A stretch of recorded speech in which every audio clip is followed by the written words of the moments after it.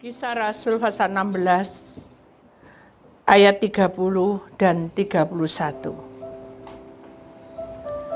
Ia mengantar mereka keluar sambil berkata, "Tuan, Tuan, apakah yang harus aku perbuat supaya aku selamat?" Jawab mereka, "Percayalah kepada Tuhan Yesus Kristus, dan engkau akan selamat, engkau dan seisi rumahmu."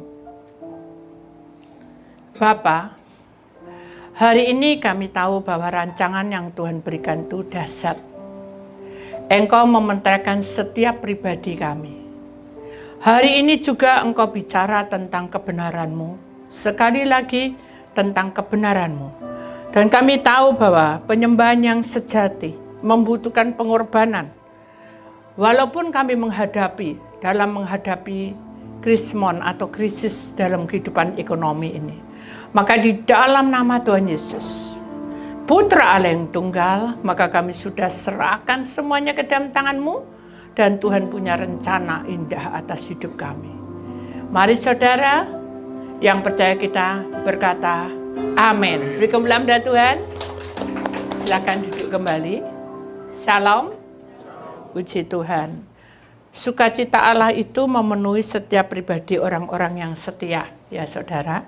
Walaupun banyak hal yang terjadi dalam dunia ini, saudara, tapi kita akan melihat bagaimana kuasa Tuhan bekerja.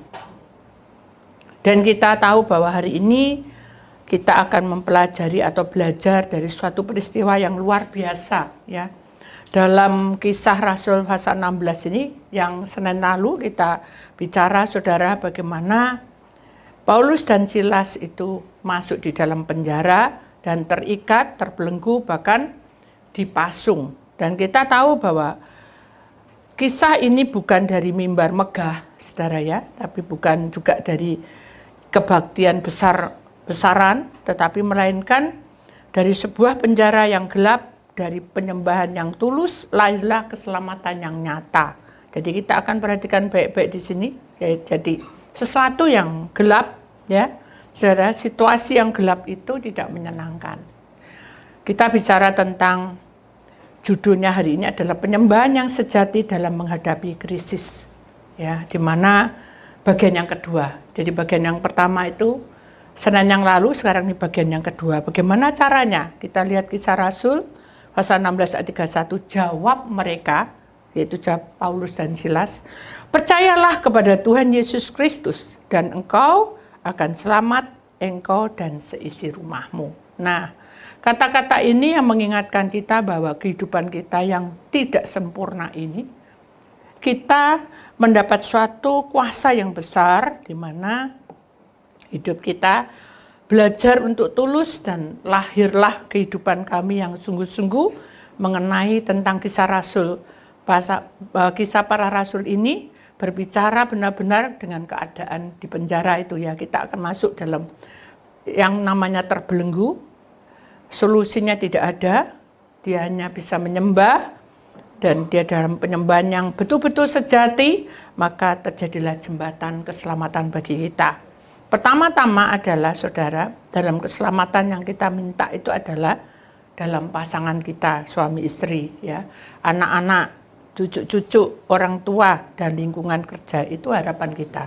Jadi jangan kita remehkan doa dan penyembahan.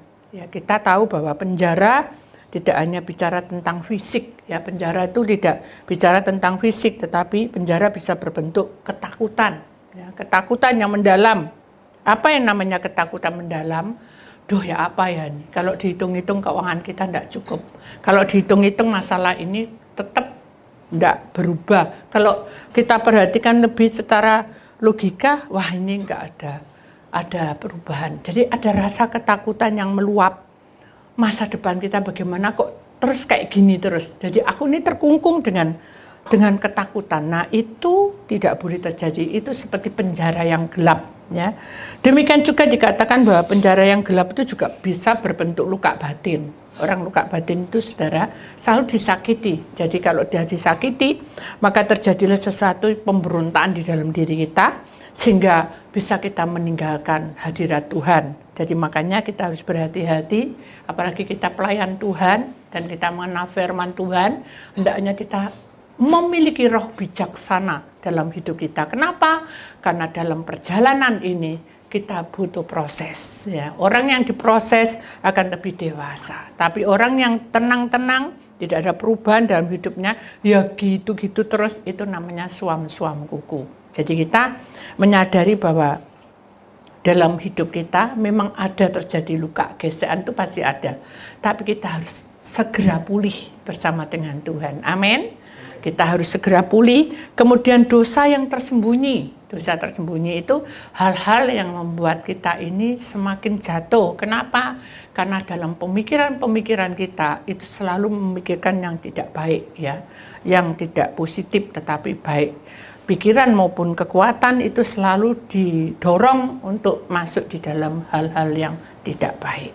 Maka itu yang dinamakan dosa yang tersembunyi. Contohnya seperti apa? Kita ketemu dengan teman, ya apa? Mungkin bro lah, atau apa, hai saudaraku lah, dalam kasih dalam Tuhan lah. Apa kabarnya, bagaimana? Dia diam, tapi orangnya tuh bilang, aduh aku ini sekarang ini tambah soro. Wah, nggak ngerti, uang tuh rasanya nggak didapat, kosong, nggak ada apa-apa. Kayak kepompong. Yalah kepompong, keluar kupu nih. Ini enggak. Jadi kayak ada satu kata-kata yang tidak membangun. Kita juga tidak boleh masuk di dalam dosa tersembunyi. Gak apa-apa, aku yo ngono kok. Lah itu namanya dosa tersembunyi. Kenapa? Karena saya tidak mengakui bahwa memang seperti itu keadaannya. Tetapi saya punya Tuhan, kita punya Tuhan. Mari kita berdoa bersama-sama. Itu lebih baik. Tapi kalau kita wah ya sepodo ae, remek podo remeke lah, itu nggak boleh ya saudara. Kenapa? Karena Tuhan itu tidak mengajarkan kita untuk podo remeke tadi, ya, podo hancuri. Tuhan ingin supaya kita tuh saling mengisi, saling menguatkan satu dengan yang lainnya, saling memberi nasihat satu dengan yang lainnya, supaya kita tidak salah melangkah untuk ke depan. Itu yang Tuhan mau. Kenapa? Karena kita akan merasa dituntut rasa bersalah. Kenapa? Itu tadi, saya sudah melayani Tuhan, saya sudah begini, ternyata top begini. Jadi rasa bersalah itu menyesal. Kenapa kok aku tuh mencintai Tuhan tambah nggak karu-karuan? Kenapa aku mencintai Tuhan kok ya gini-gini doa? Kenapa aku mencintai Tuhan kok hidupku kok seperti ini? Nah itu yang membuat kita merasa bersalah. Itu tidak boleh.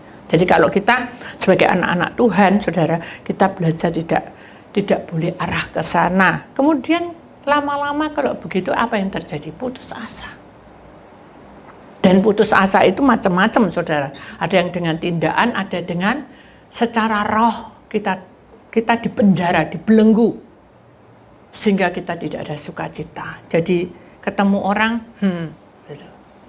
tidak ada senyum dan berwajah gembira, angkat tangan pujilah Dia, berjabat tangan semua, senyum gembira.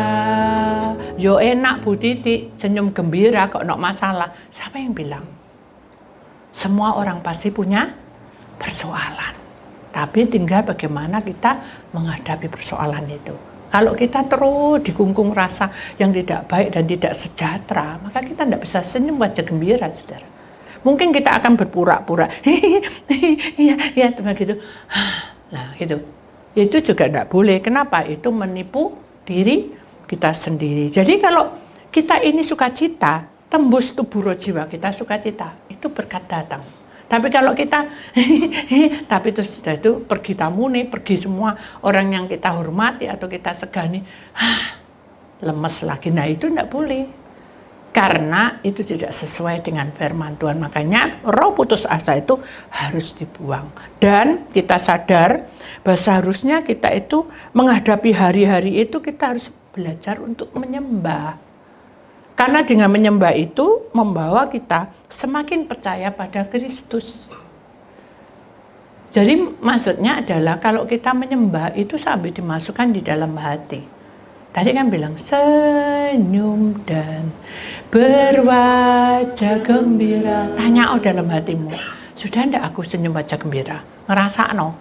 Aku belum ngomongnya istri, suami, apa sudah bentak-bentak. Enggak apa-apa. Tapi tetap senyum wajah gembira. Jadi itu yang membuat kita itu sukacita.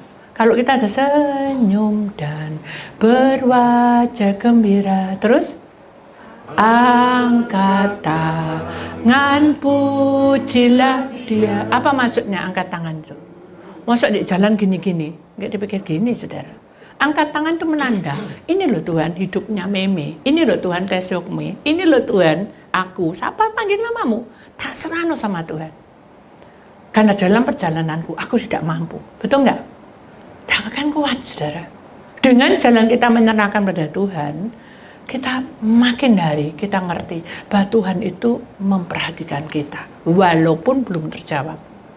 Berjabat tangan semua, senyum gembira. Tahu maksudnya berjabat tangan? Maksud kita jabatan tangan semua. Ya lek mau, lek tidak kenal. Berjabat tangan itu tandanya persaudaraan yang erat. Jadi kalau kita ketemu sama teman, hei bro, hei apa, kamu baik-baik. Walaupun kita tidak baik pun, kita harus bilang apa? Puji Tuhan, karena hari ini saya bisa berdiri. Betul nggak? Loh, kok mau ini puji Tuhan? Kamu tidak punya uang belas gitu kok. Ya enggak apa-apa, karena aku anak Tuhan. Saya percaya Tuhan punya rencana di balik semua itu. Gitu, saudara. Jadi kata-kata yang membangun itu akan mengurapi hidupmu sendiri. Tapi kalau saudara bilang sepi, yo bodoh, wah wes ini kualat, nah itu kena karma lah itu.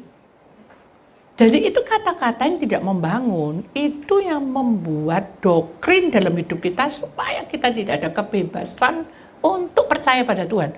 Bukan tidak datang, saudara. Karena sudah datang, sudah mendengarkan firman Tuhan, tapi tidak masuk. Kenapa? Karena di dalam hatimu tidak ada sedikit pun untuk masuk di dalam kebenarannya lewat pujian dan doamu sehari-hari. Kenapa?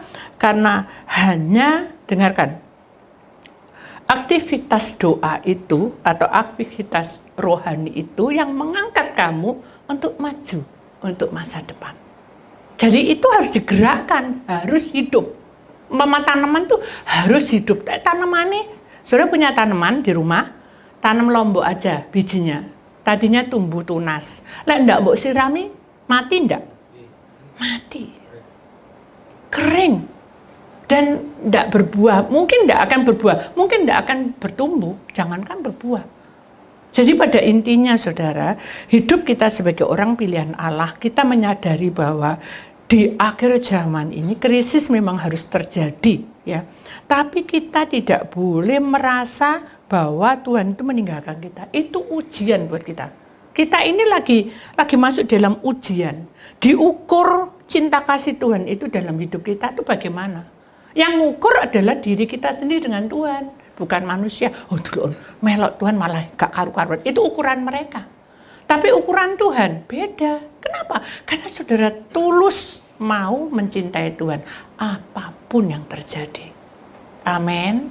Jadi kita sadar bahwa hidup di dalam dunia ini mesti harus apa, saudara? Membuka hati. Ku buka hati. Apa? Rohmu Tuhan. Lagi.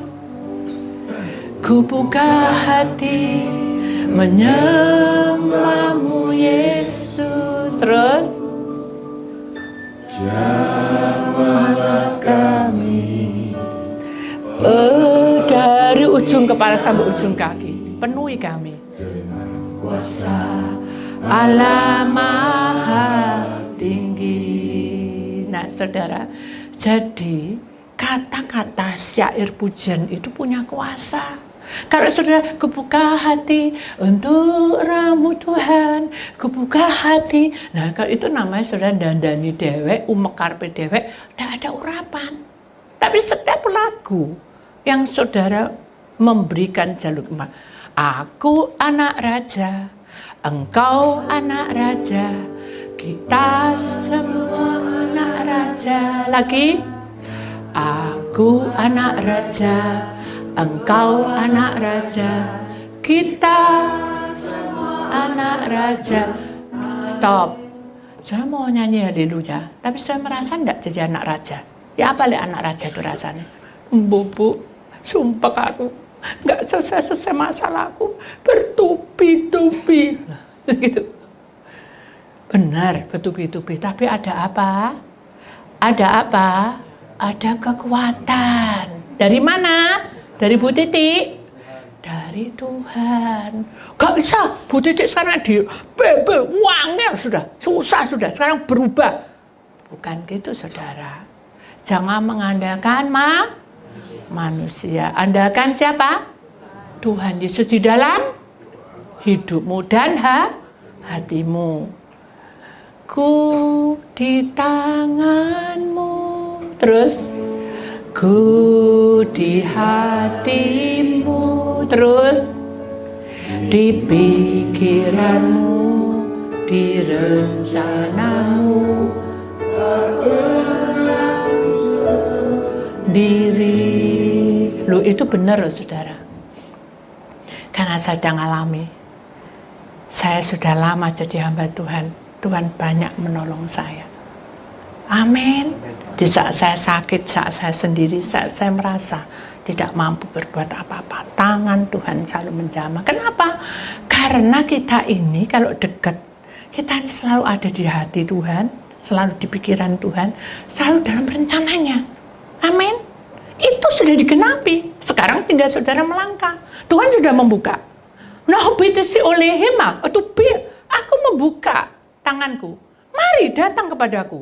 Itu undangan, bukan, hei kamu siapa? Kamu tidak punya jabatan untuk cinta Tuhan karena kamu tidak melayani. Sudah pergi. Enggak. Tuhan bilang, mari kepadaku yang letih dan terbeban berat. Itu undangan. Tapi kita menganggap, wah situ wis apal aku. Tapi tidak dilakukan. Namanya orang datang, itu diundang, harus datang dengan ketulusan hati. Tidak bisa milih-milih. Tuhan ini berkatono, Tuhan ini sembuh loh. Tidak bisa saudara. Saudaranya duduk diam, menunggu ku buka hati untuk Roh-Mu Tuhan. Bukaan hatimu. Ku buka hati menyembah-Mu Yesus. Apa lagi? Jamalah kami, penuhi kami dengan kuasa Allah Maha Tinggi. Jadi bukan doanya Bu Titik saudara, tapi dengan kuasa Allah yang Maha Tinggi. Itu sudah nyanyian itu menunjukkan bahwa itu ajakan buat kita. Kita menyadari bahwa hidup kita yang tidak sempurna dan tidak benar ini, saudara, karena kita 24 jam tidak bisa hidup suci sendiri. Tanpa ada pimpinan Tuhan. Napatusi olehim. Baik nama. Allah berkata, tanpa ada pimpinanku, kamu akan hilang dari hadapanku. Dan aku akan mengetuk kamu sampai kamu mendengar. Tapi diketuk tidak dengar, no, bablas saudara. Benar nggak? Bukan bablas angin nih, bablas. Kemana? Ya iblis yang nangkep. Makanya kita sebagai anak Tuhan, kita sadar bahwa masa krisis ini, saudara, kita harus berhati-hati dengan puji-pujian, jangan merusak. Ya, jangan merusak itu, jangan merusak hati kita saat menyembah dengan penyembahan yang sejati. Kita tidak boleh memuji dengan jiwa yang hancur. Hancur itu bukan hancur, Tuhan aku percaya, bukan, tapi hancur. Wes iki karepe dhewe aku sudah isan kayak gini. Jadi kayak mendoktrin Tuhan, itu tidak boleh. Ku tahu Tuhan pasti buka jalan. Ku tahu Tuhan pasti buka jalan. Kalau apa? Kalau ku hidup suci kan? Hidup suci, tidak turun dunia. tahu Tuhan pasti buka jalan. Itu nyanyian pasti Tuhan buka jalan. Tapi kita tidak boleh doktrin Tuhan. Ku tahu Tuhan pasti buka jalan. Pasti kena bisa arisan nih. Ku tahu Tuhan pasti buka jalan. Pasti aku dapat rumah. Ku tahu Tuhan pasti buka. Itu mendoktrin Tuhan. Tak boleh. Ya. Kalau minta tolong boleh Tuhan. Bantu aku. Bu, doain supaya aku sukses. Tidak apa-apa didoain. Tapi tidak boleh mendoktrin. Amin. Amin. Jadi kalau kita menyembah, memuji-muji Tuhan itu, kalau ada kata-kata ku tahu Tuhan buka jalan, kita tidak mendoktrinnya. Amin. Kita belajar menyerah. Ya Tuhan, aku sudah berusaha, tak serah no. Aku sudah berusaha Tuhan. Tuhan pasti buka jalan. Pasti buka jalan. Akhirnya enggak, marah enggak. Marah enggak. Nah, akhirnya marah dan akhirnya minder dewe. Apa ya doaku ini ya apa ya? Mungkin aku salah enggak.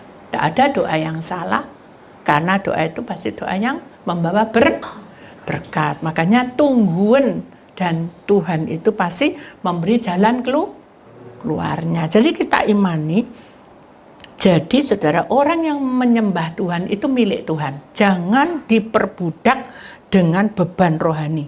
Ya, apa beban rohani itu?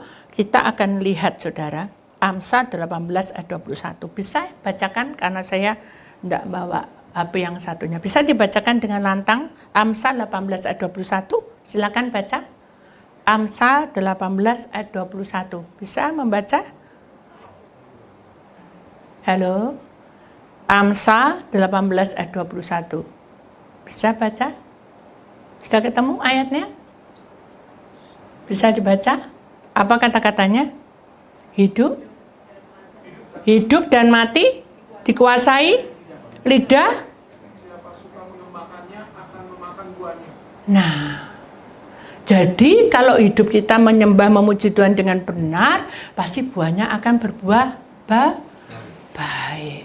Jadi hati-hati ya saudara, kalau kita menyembah, kita percaya jangan diperbudak dengan ego kita, jangan diperbudak dengan ambisi kita, jangan diperbudak dengan tubuh kita. Kita harus menyerah sepenuhnya, karena Amsal 18 ayat 21 itu peringatan buat kita. Lidah kita ini jangan sampai salah langkah ya saudara. Lalu yang selanjutnya, kalau kita masuk dalam penyembahan dalam masa-masa menghadapi krisis, kita tidak boleh terbelenggu oleh rantai yang tidak bisa putus.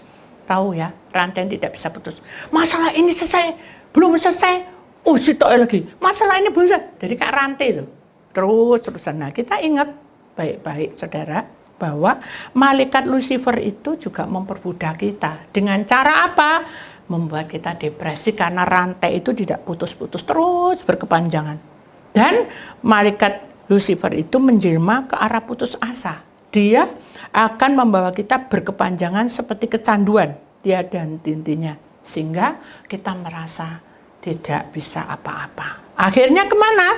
Belenggu-belenggu itu tidak bisa patah sendiri, tidak bisa bebas. Kenapa? Karena kita sudah dibingungkan dengan iman percaya kita. Ya apa contohnya Bu? Ya apa ya Bu? Satu hari ini kesaksian. Ya apa ya Bu ya? Dan lidah itu bolak-balik air liur. Saya sampai ikut-ikutin. Ya bisa pakai ya apa ya Bu?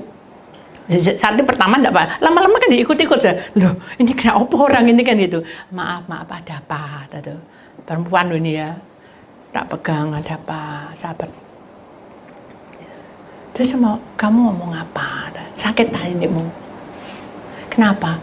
Aku enggak bisa bicara, Bu. Nah, ini bicara dalam hati saya. Tapi kan saya juga enggak boleh gitu kan. Saya bilang pasti dia sedih berat tuh. Saya pegang dia, saya peluk dia, sudah sabar ya. Kamu loh cantik, kamu loh masih muda, kok terlalu sampai ke dalam-dalam gini. Coba Bu bayang no, ya tak bayang no, saya bilang gitu. Saya ini anak yang paling kecil, ya seharusnya ya seukuran dunia. Dunia itu lebar, seukurannya di dalam hati saya, tapi diam aja. Ya harusnya saya disayang. Oh ya, terus tapi Bu, nah ya kenapa? dari saya lahir, iya. Saya ini, iya, dibuang, iya. Terus kenapa? Kamu merasa dibuang tuh dari mana? Saya bilang gitu. Buktinya, Bu. Apa buktinya? Saya dari kecil suruh kerja terus. Hah, masa kecil kamu suruh kerja apa? Saya bilang gitu. Mama pagi-pagi ambil pakaian. Pakaiannya segini-gini, Bu. Lah keluargamu berapa? 12. 12 keranjangnya gini ya normal. Tapi saya enggak kuat, tak geret-geret sampai besar semua. Mama enggak memperhatikan aku, ya. Terus setelah aku remaja, Bu, ya, saya sekolah. Semua sekolah di dekat rumah. Semua saya sendiri yang jauh di luar kota Amberan, di perbatasan. Loh, terus kenapa? Ya, saya enggak suka. Sekolahmu di mana? Ini, sebut no. Ya sudah, terus apa lagi? Dia bilang, saya sampai detik ini, saya punya pacar. Potas. Ya, terus apa lagi? Saya juga enggak terima sama Tuhan. Kenapa? Masa saya kayak gini, dikasih pentet. Maksudnya apa ya pentet tuh? Ternyata ndek itu, pendek. Loh, kamu pendek ya cantik loh. Tak gitu no.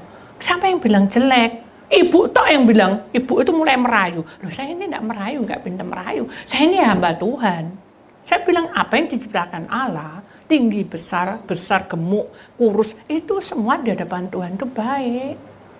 Ya ibu enggak ngerti ya. Ya aku ngerti. Sudah Bu, doa no aku. Nah, gitu saya. Ya udah kita doa. Bu doa ditunjukin sama Tuhan. Kenapa dia dari kecil dia kerja? Karena dokter sudah bilang kalau anak ini tidak ada gerakan, dia akan lemes badannya. Dia ada cairan otak kelebihan atau apa itu lupa saya. Nah sudah kan, kenapa dia disekolahkan di tempat yang tinggi? Karena anak ini pandai. Eman kalau di sekolah di sini, jadi di tempat yang agak jauh itu sekolah yang paling bagus, tingkatnya lebih tinggi. Kalau ini saudara Baksu tidak naik sekolah semua, tidak naik kelas semua. Sekarang kamu jadi juara, begitu sama Tuhan, dibuka kronologinya. Kenapa pacarmu itu terus putus? Karena Tuhan ingin kamu bekerja dan melayani, bekerja sambil mencintai orang tua. Jangan ada dendam terhadap saudaramu juga. Dia nangis. Ibu kok semua tahu? Loh, karena Tuhan yang tunjuk. Jadi kalau kamu masuk dalam penyembahan sejati, bukan berarti kamu cinta Tuhan tok sampai di situ. Enggak. Masa kamu mengalami masa sukar, kamu harus mengucapkan syukur. Karena kamu diajari untuk menjadi dewasa. Jadi ya wes Bu, apa yang Tuhan mau. Ya sudah, kamu kerjakan apa yang kamu mau. Sekarang itu kamu bekerja di mana? Oh, aku kerja di sini. Ya udah, lakukan. Kerjakan itu sampai kamu punya power. Susah ya Bu ya, jadi orang tuh. Enggak susah sebetulnya kalau kamu melakukan itu dengan tiada henti-hentinya. Belenggu-belenggu yang mengikat kamu supaya kamu luka batin, supaya kamu tidak ada kebebasan, kamu kebingungan sendiri. Imanmu itu kayak rasanya kayak diperjualbelikan. Padahal kamu tuh anak Tuhan dari kecil kan? Iya Bu, sudah sekarang jangan kamu gitu. Imanmu harus teguh. Iya Bu, katanya gitu. Tapi saya harus bagaimana ya Bu? Karena aku ini suka kadang tuh bohong sama mamaku. Loh, kenapa kamu bohong sama mama? Aku bilang sama mama, Nak, kamu ini sudah pergi ke gereja. Sudah! Padahal aku nggak ke gereja. Lalu kemana? Aku ketemu sama teman-temanku, pergi ke mall, kemana. Loh, kenapa kamu lakukan gitu? Ya karena aku jengkel sih. Nah itu sudah. Jadi kalau belenggu itu mengikat kamu mesti larinya nggak benar. Belenggu yang membuat kamu itu luka, membuat kamu itu tidak terlepas belenggu itu, saudara, tidak dilepaskan. Kamu akan jatuh dan tersesat. Maka itu malam ini kita minta supaya menghadapi krisis seperti ini, kita harus membuka belenggu di dalam ikatan hidup kita. Supaya kita bebas mencintai Tuhan, bebas menyembah Tuhan, bebas untuk masuk dalam kebenaran Tuhan dengan hati yang sukacita. Amin. Jadi masa krismon itu, saudara, krisis seperti ini, kita harus tahu bahwa kuasa Tuhan bekerja. Yohanes pasal 8 ayat 32. Jagalah hatimu dalam kebenaran menuju hati yang memerdekakan untuk memasuki penyembahan yang kudus, membawa kebebasan. Artinya adalah membangun mezbah yang menyala. Jadi ingat saudara, Yohanes 8 ayat 32, jaga hatimu supaya kamu tidak mengalami hal-hal yang belenggu-belenggu tadi. Tadi kan sudah diingat atau belenggu-belenggu tadi. Kita harus tahu bahwa kita itu masuk dalam kebenaran untuk apa? Untuk dimerdekakan bersama dengan Tuhan. Amin. Ini sudah janji Tuhan kepada kita supaya kita sadar bahwa hidup yang sesungguhnya Tuhan itu bekerja di tengah-tengah kita. Satu lagi saudara, dalam 2 Korintus pasal 3, saudara, itu menunjukkan bahwa penyembahan yang mengagungkan nama Tuhan itu mematahkan belenggu pemberontak di dalam diri kita. Jangan kita tertipu rasa tidak puas terus-menerus. Paham saudara? Jadi kalau kita ini menyembah, memuji Tuhan enggak tercapai, enggak apa, kita juga enggak boleh berhenti, saudara. Untuk mengambil sikap, wis aku tak doa, tak kurangi, wis itu enggak boleh. Kita harus terus maju, terus berjuang. Kenapa? Karena Tuhan sudah berkata bahwa inilah waktunya masa akhir, di mana penampian itu sudah ada di ambang pintu dan ini sudah ditampi. Sekarang tinggal bagaimana kita itu seperti gereja, ya saudara. Kita ini disebut gereja karena kita itu menunggu mempelai Kristus di tengah-tengah kita. Amin. Jadi marilah kita imani bahwa kuasa Tuhan itu tidak pernah berubah. Cintanya, kuasanya tidak pernah berubah. Jadi kalau kita imani segala sesuatu pasti ada jalan keluarnya. Amin. Pasti sukacita Allah itu memenuhi hidup kita. Dan Allah akan membentuk kita. Dan Allah akan mengubah cara hidup kita agar dalam hidup kita ini ada satu kebangunan rohani bagi jiwa kita. Amin. Angkat tanganmu saudara, melebihi dari atas kepalamu. Lihatlah tangan-tangan kami Tuhan. Banyak sekali kesalahan yang kami alami dan kami hadapi. Banyak perkara yang membuat kami tertekan hidup kami. Biarlah pada masa krisis ini Tuhan, kami sudah mempersiapkan tubuh roh jiwa kami untuk semakin dekat kepadamu, semakin mengenal pribadimu, semakin tahu kehendakmu. Kami mau belajar Tuhan. Jangan ada rasa ketakutan dan kekhawatiran itu lebih besar dari penyembahan kami. Jangan boleh Tuhan putus asa merongrong hidup kami sehingga kami mengalami depresi yang mengalahkan penyembahan-Mu. Kami percaya dengan penyembahan itu ada satu anugerah yang besar menjamah kami. Ada satu kuasa yang besar membentuk kami. Ada mukjizat yang menunggu kami. Sampai Maranatha datang, kami menerima hujan berkat-Mu. Maka ladang hidupmu diberkati, ladang rumah tanggamu diberkati, ladang kesehatanmu diberkati, ladang pekerjaanmu diberkati, ladang kehidupanmu sehari-hari diberkati, bahkan ladang pelayananmu juga diberkati. Oleh kuasa darah Yesus, kami sudah menerima hujan berkat dari Engkau.